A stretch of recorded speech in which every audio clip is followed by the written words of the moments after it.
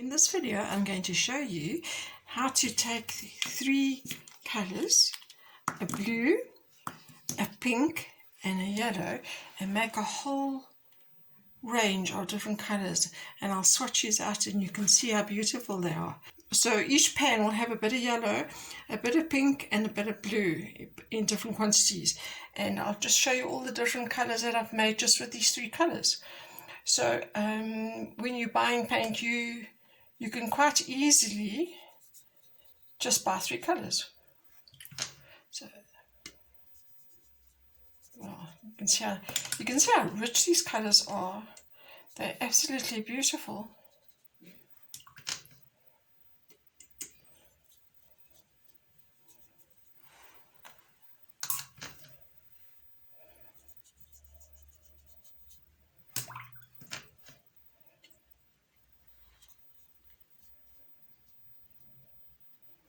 Okay, so this one is one of the primary colours, which is yellow.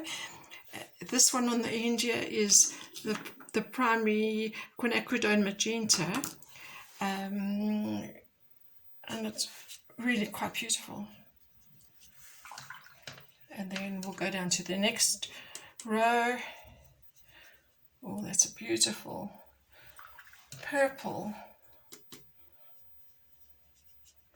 It's a bit like Payne's grey or indigo. This is one of the primary colours. This is these colours here are made with PB29. So that's the colour I'm going to actually be using.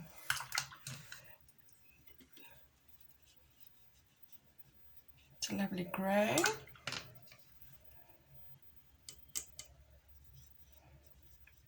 This is sort of a bit like Caput Mortem.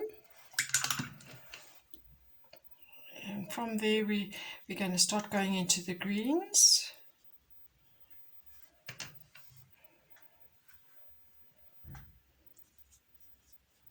And this is a bit like green gold. Okay, so I'm going to show you how I've achieved all these colours, these beautiful colours, with these three primary colours.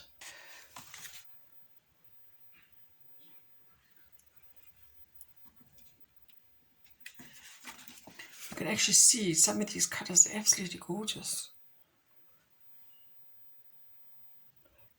And the cool colours wet so nicely, but you don't have to use cool, of course. It's just I just happen to have them. You can also use any of the different makes. Here I've got an ultramarine blue by Winsor Newton. Yeah, I've got a Thado blue by Daniel Smith. Some of the pink ranges that I've got. When you're choosing a red, make sure your red is a pinkish red. It's not a yellowish red. The yellowish red don't give you these gorgeous colours. So this is permanent carmine. This is also actually permanent carmine by Winsor Newton. This is magenta. This is the Lucas primary red.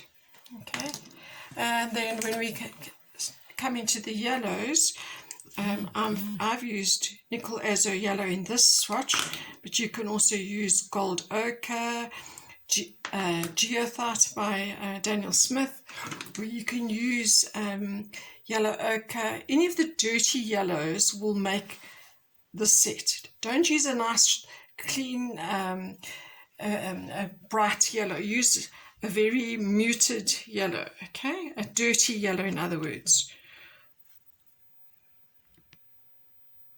So what I've done here is I've taken a piece of paper and I've divided it up into little blocks, and I've got little pens that I've also, the first block is number 1, and I've put a little one on the bottom of the container, the little pallets, and then the first swatch that I'm going to do will be the azo yellow in its cleanest form. So I'll just swatch. There we go. This is the first swatch, okay, which I've numbered 1. And then what I've done is I'm I've taken. Each little pan takes approximately 1 teaspoon of paint. So I've taken a piece like that, and then I've added a tiny bit of blue,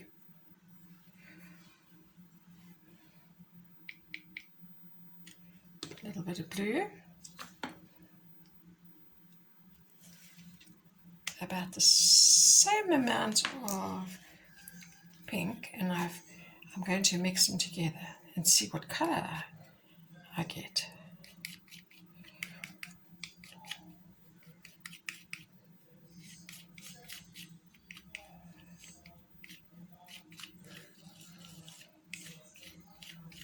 Right,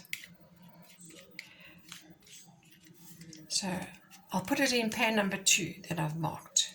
Pan number 2.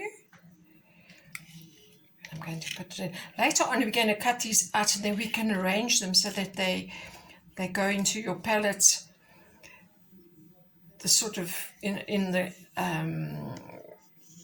color range. Right. Okay.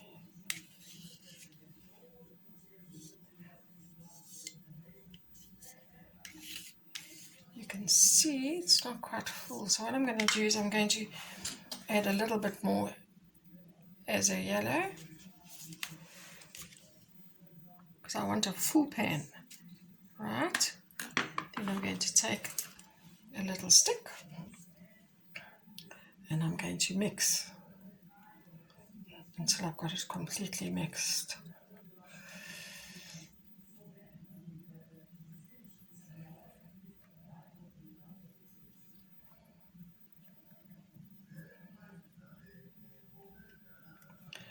Right, when you think it's mixed, I'm going to just put some of that onto the paper, and then I'm going to just swatch it out and see what color it makes.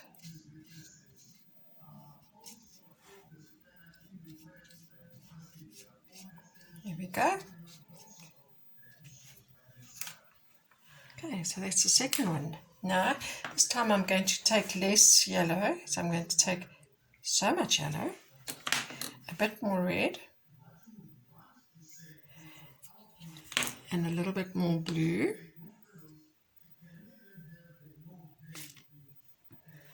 The yellow, you can see the yellow is a little bit more than the blue and the red. We'll mix these together and see what this color produces.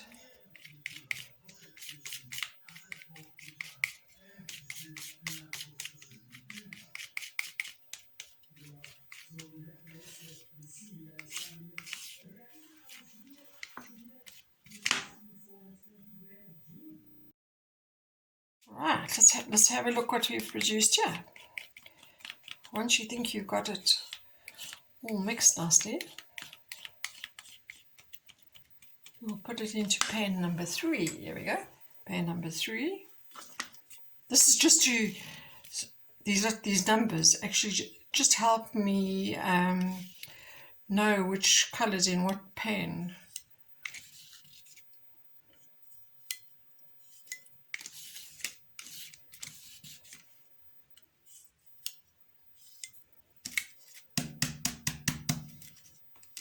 Okay, let's swatch this one out and let's see what this one produces.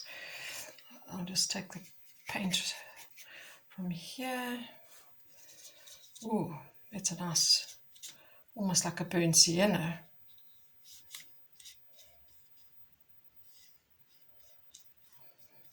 Right, the next colour, we're going to take more equal, just let me see here. The next one we're going to go for more red,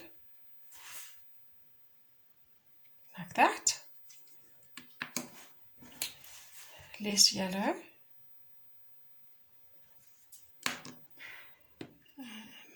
some blue. Ooh, that's too much.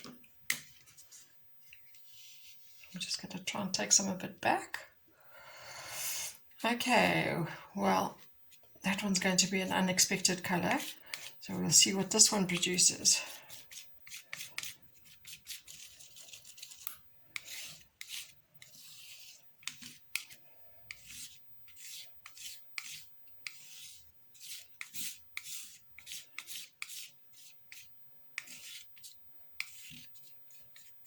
I'm just mixing on a lid of a yogurt tub, which is actually quite easy to mix on and to clean.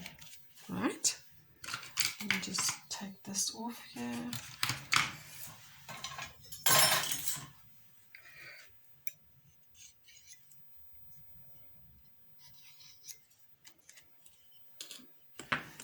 Okay, so we need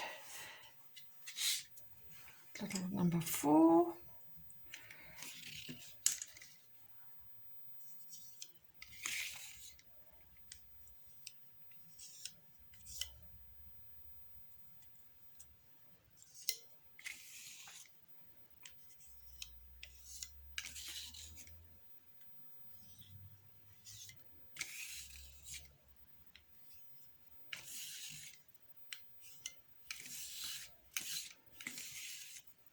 Because we're using the same colours every time, I don't need to wash this lid. Okay, I'm going to swatch this colour. Let's see what this one looks like. It's quite a nice rich red. Oh, wow.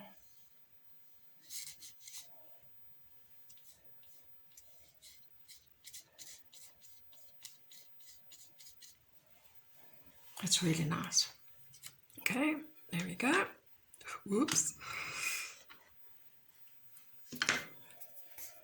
Next colour.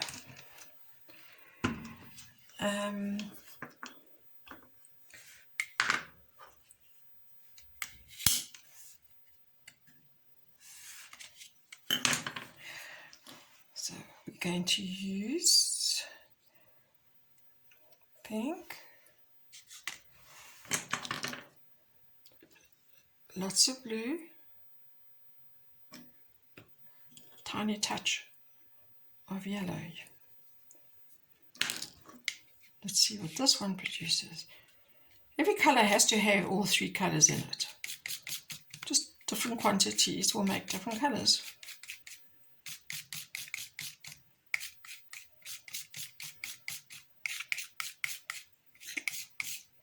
Let's clean up this everything.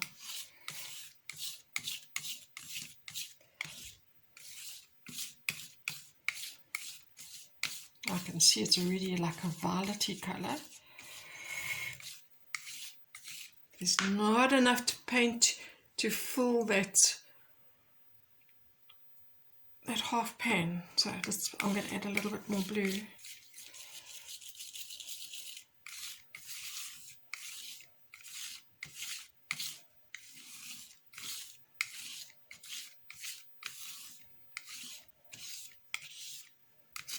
Right, let's see what this one does. So next one is number 5.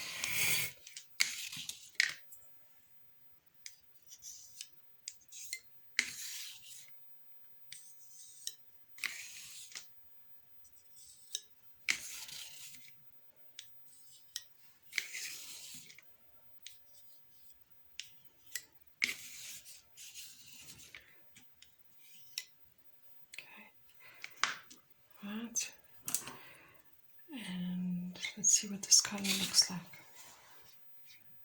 Oh, it's a lovely, lovely purple. I can actually see the granulation happening here. I can see it separating, but I can see the pink. Isn't that beautiful? Okay, so what I'm going to do is I'm going to carry on mixing those 3 colours in different quantities and swatching out this whole card, and then I'll come back and show you what I've done. After filling all my little pans with different combinations of colour, I've actually swatched them out. So you can see I've got 18 little pans here, so I made 18 little colours. and sometimes I have adjusted the colour so that I get a different colour. Sometimes you find that the colour might be too similar, so then I've added more of one or another colour to it so that I get a variation of colours. Once all the swatches have been swatched out, you can cut each colour.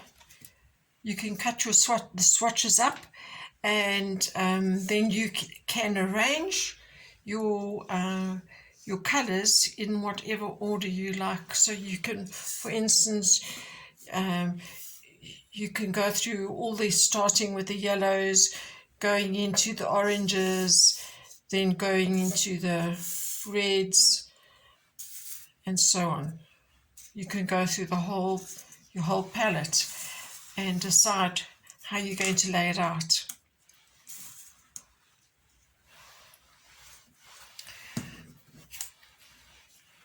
This is how my palette's going to be laid out, and each little pan will have a number, so I'll know that this is